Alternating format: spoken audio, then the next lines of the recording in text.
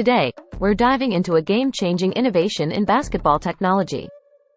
Get ready to explore the Wilson Airless Basketball, a product that's reinventing how we play the game.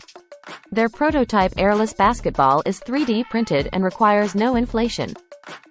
It's a first of its kind, designed to reshape basketball as we know it.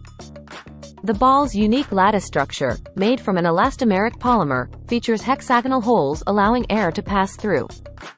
This design not only makes it airless but also maintains the traditional basketball's bounce and feel. The manufacturing process involved selective laser sintering, a form of 3D printing we covered in a previous video. Wilson's lead engineer, Nadine Lipa, highlights that the main challenge was ensuring the ball bounced like traditional basketballs. They wanted a ball that performs the same in size, weight, and bounce, but without the need for inflation.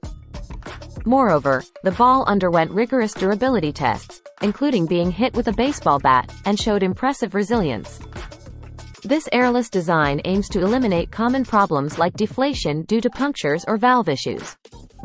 It's also less affected by changes in temperature, which can affect air-filled balls. Keep an eye out for its official release and get ready to experience the game like never before.